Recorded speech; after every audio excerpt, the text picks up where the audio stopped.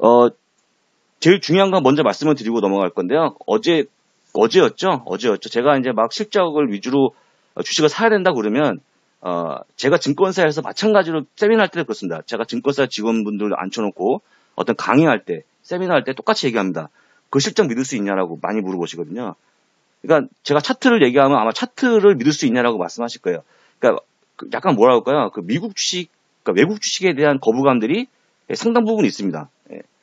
너는 영어를 잘하니까, 넌 잘났으니까 이런 식으로 생각하시는 게 되게 많은데요. 그런 것들이 약간씩 조금씩 바뀌지 않을까 생각이 듭니다. 똑같이 그 해외 자동차에 대한 부분들.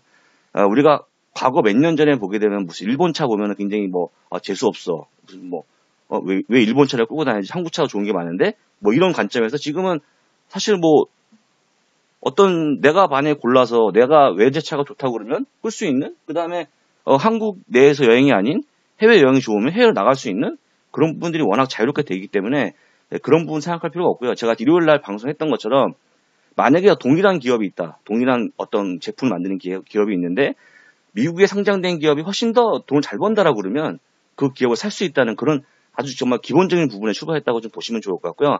그거를 바로 실천하고 있는 회사가 첫 번째 미래에스 대우라는 증권회사입니다. 여기는 지금 어닝스 리비전스라고 하는 이 자료를 내놓고 있는데요.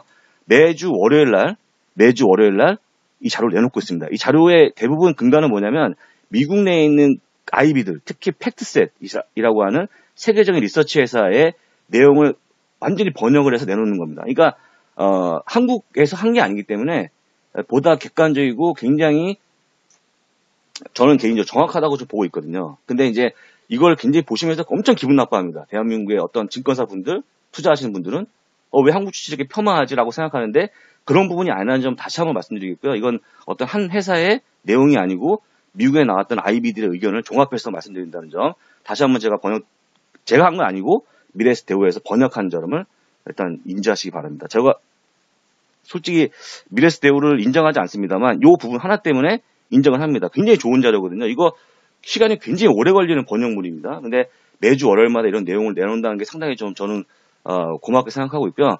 여기 보시는 것처럼 2019년 2월 11일 오늘 바로 아침에 내놓은 보고서입니다. 전세계 12개월 선행 EPS가 지난달 대비 1.9% 하락했다고 나오고 있고요. 쭉 읽어보시면 한국에 대한 부분 나옵니다. 같이 객관적으로 판단할 수 있으니까 같이 좀 보겠습니다. 일단 아시아 지역의 12개월 선행 EPS는 지난달 대비 2% 하락했다고 얘기하고 있습니다. 실적이 감소하고 있다고 얘기하고 있고요. 최고치, 제일 좋은, 실적이 가장 좋은 지역이 인도네시아 플러스 0.5%, 최저치가 한국 마이너스 8%라는 점을 얘기하고 있습니다. 여러분들이 이거에 대해서 기분 나쁘다고 안 보시면 됩니다. 근데 불행하게도 이 자료는 아까 얘기한 것처럼 팩스에서 보는 자료는 골드만삭스니 모건스탠리 대부분의 외국인 그 기관들이 보는 자료이기 때문에 쉽든 좋든 이대로 갈 수밖에 없다는 점 다시 한번 말씀을 좀 드리겠습니다. 지역별 2019년 이익 조정 비율이 남미가 가장 양호했다고 하고 있고요. 유럽이 가장 부진했다고 하고 있습니다. 조금 더 디테일하게 한번 좀 보도록 하겠습니다. 2019년 이익 조정 비율, 이익이 얼마나 조정되고 있는지를 보여주는 겁니다. 얼마나 이익이 조정되고 있는지를. 전 세계가 다 이익이 감소하고 있다고 얘기하고 있죠. 경기 침체가 온다고 하고 있고, 지금 약간씩 경제가 어려워지고 있다고 하는 부분인데, 지금 보시는 것처럼 전 세계에 대해서 2019년에 이익이 조정될 거가 전 세계 평균이 15.6%가 감소한다는 겁니다. 이익을 조정했는데 2019년도에는 이익이 적어도 15.6%가 감소할 거라고 얘기하고 있는 겁니다. 미국 현지에서, 월가에서. 근데 보시게 되면 북미 쪽이 그나마 낫다고 생각하는 거죠. 마이너스 14.1%, 유럽은 19.1% 정말 안 좋다고 하고 있고, 지난주에도 유럽 지역의 경제 성장률도 기존의 1.9에서 1.3% 낮춘다는 점 아마 뉴스를 보시면 아실 것 같습니다. 아시아가 16.2%, 남미가 2.6%인데 마이너스. 남미는 사실 얘기할 게 없겠죠. 거의 주식 살 게 있으니까. 일단 그냥 그렇다는 것만 알고 넘어가시면 좋을 것 같고요. 그러면 이제 국가별로 해서 2019년 이익 조정 비율을 보겠습니다. 어떤 지역이 가장 이익이 좋아지고 나빠지는지 보여주는 겁니다. 보시는 것처럼 한국이 마이너스 30.6%로 이익 조정이 2019년에 될 거라고 예상하고 있습니다. 엄청난 거죠. 아시아에서 가장 안 좋습니다. 실적이 안 좋은 걸 예상하고 있다는 거죠. 좋습니다. 여기에 반론을 분명히 제시할 겁니다. 그러니까 한국이 저평가되어 있는 거 아니냐라고 말씀하시는데 저평가가 아니고 고평가를 떠나서 이익을 내는 부분을 감소하냐 증가하느냐 이익, EPS, 어닝을 갖고 얘기하는 겁니다. 어닝을 갖고 얘기한다는 걸 다시 한번 말씀드리겠습니다. 돈을 얼마나 버는지에 대한 부분. 근데 중국이 예, 8.7%. 그 다음에 쭉 나오는데요.